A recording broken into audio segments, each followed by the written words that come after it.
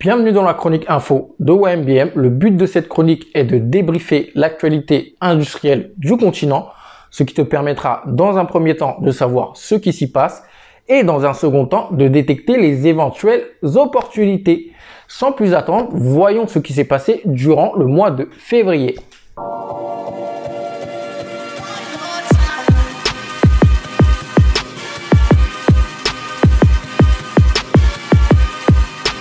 Alors, commençons cette chronique par la France, avec le CPA, qui est le comité présidentiel pour l'Afrique, qui a dévoilé les résultats de son tour de France de l'entrepreneuriat auprès de la diaspora africaine.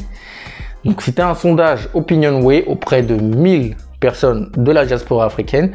Et ce sondage-là a créé, les résultats de ce sondage-là ont créé un petit malaise au niveau du CPA. Alors pourquoi ce sondage, les résultats de ce sondage ont créé un petit malaise au niveau du CPA? Parce que la stratégie du CPA, c'est que lorsque chaque membre de la diaspora qui vit en France investit en Afrique ou dans son pays d'origine en Afrique, qu'il soit un ambassadeur du soft power français. C'est-à-dire qu'il représente entre guillemets le savoir-faire français et qu'il ouvre des voies, des opportunités pour les Français afin que les Français puissent venir également investir avec ces entrepreneurs-là en Afrique. Et d'un autre côté, les résultats du sondage montrent que les Africains de la diaspora ne se sentent pas représentés en France, se sentent victimes de racisme, de discrimination et que l'ascenseur social pour eux est en panne. Donc c'est vraiment, je pense qu'ils ne s'attendaient pas du tout à ce résultat-là. Du coup, ils vont mettre en place une grande messe au niveau de la discrimination, une grande réunion, un grand sondage au niveau de la discrimination pour améliorer ça. Mais moi, il y a quand même quelque chose qui m'étonne, c'est que pourquoi et quand est-ce que la France va laisser les Africains ou les membres de la diaspora développer eux-mêmes leur propre continent parce qu'ils en sont capables. À chaque fois, il y a cet esprit paternaliste de se dire non, même si vous rentrez, on veut toujours vous accompagner, on veut toujours vous paterner et vous avez toujours un peu besoin de nous. Non, je pense qu'aujourd'hui, les Africains prennent de plus en plus conscience qu'ils sont capables de développer leur pays, leur continent tout seul. Et donc, au bout d'un moment, il faut un peu laisser les Africains tranquilles. On poursuit avec le marché automobile. Donc, l'Afreximbank, qui est la Banque africaine d'import-export, a conclu un accord avec l'AAAM, qui est l'association des constructeurs automobiles en Afrique, qui regroupe les constructeurs internationaux présents en Afrique. Vous voyez déjà l'énormité, donc présents, internationaux, présents en Afrique. Il n'y a même pas de constructeurs africains. Donc, et le but de cet accord-là est bien sûr d'ouvrir plus de lignes de crédit pour ces constructeurs-là, pour qu'ils viennent investir en Afrique, notamment en Afrique subsaharienne ou même en Afrique du Nord où ils sont aujourd'hui, au Maghreb. Et donc, le but est de développer l'industrie automobile, de développer des fournisseurs sur place et de pouvoir construire une supply chain vraiment automobile qui mènera à la voiture Made in Africa. Par contre, il se pose un problème structurel. Donc, je connais très bien l'industrie automobile pour avoir travaillé dedans.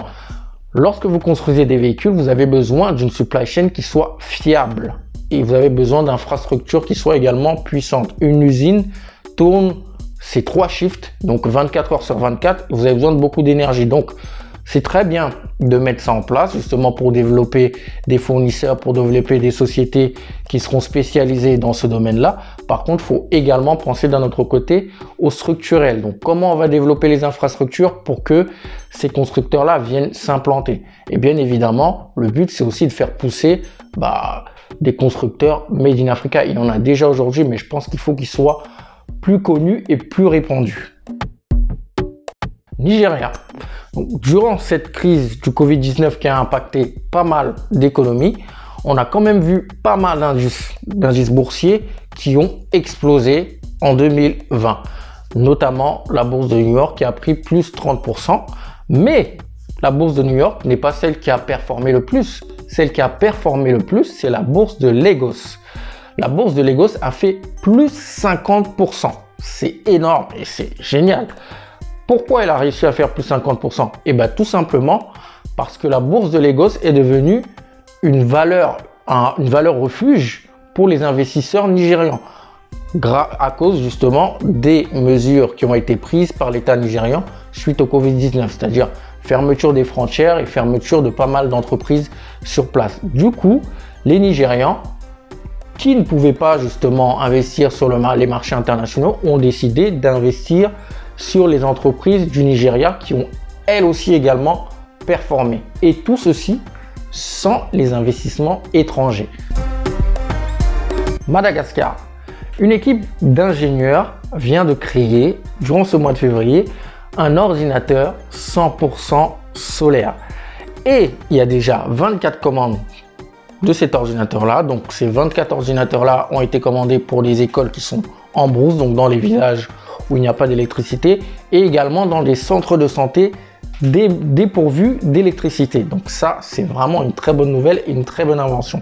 Et certains petits malins vont dire, oui, mais bon, c'est un ordinateur, voilà, 100% solaire, il ne doit pas être très efficace.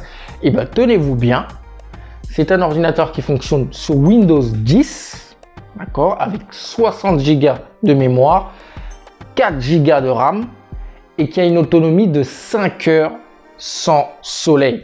C'est incroyable. Donc, on pense souvent que nous, en Afrique, on n'est pas capable de faire des inventions comme ça. Il faut savoir que les Steve Jobs ont créé leur ordinateur dans leur garage.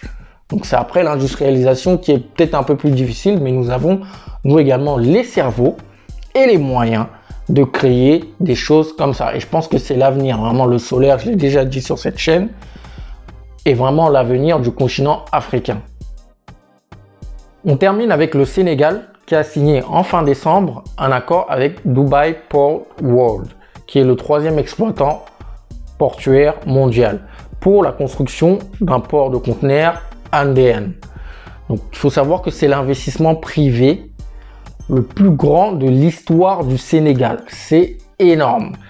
Et le but est que ce port puisse concurrencer le port de Lomé et le port d'Abidjan.